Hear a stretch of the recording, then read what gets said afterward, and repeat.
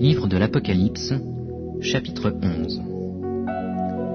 Il me donna un roseau semblable à une verge, et l'ange se présenta et dit : Lève-toi, et mesure le temple de Dieu, l'autel, et ceux qui y adorent. Mais le parvis extérieur du temple, laisse-le en dehors et ne le mesure pas, car il a été donné aux nations, et elles fouleront aux pieds la ville sainte pendant 42 mois. Je donnerai à mes 2 témoins le pouvoir de prophétiser, revêtus de sac, pendant 1260 jours. Ce sont les 2 oliviers et les 2 chandeliers qui se tiennent devant le Seigneur de la terre.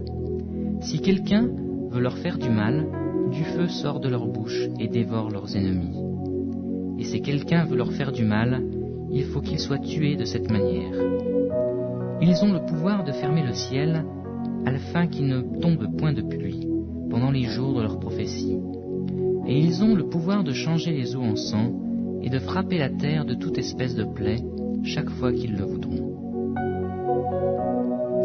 Quand ils auront achevé leur témoignage, la bête qui monte de l'abîme leur fera la guerre, les vaincra et les tuera. Et leurs cadavres seront sur la place de la grande ville, qui est appelée dans un sens spirituel Sodome et Égypte, là même où leur Seigneur a été crucifié. Les hommes d'entre les peuples, les tribus, les langues et les nations verront leurs cadavres pendant 3 jours et demi, et ils ne permettront pas que leurs cadavres soient mis dans un sépulcre.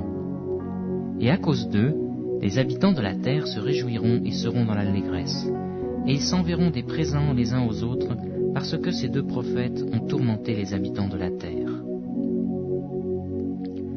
Après les 3 jours et demi, un esprit de vie, venant de Dieu, entra en eux, et ils se tinrent sur leurs pieds, et une grande crainte s'empara de ceux qui les voyaient. Et ils entendirent du ciel une voix qui leur disait : Montez ici.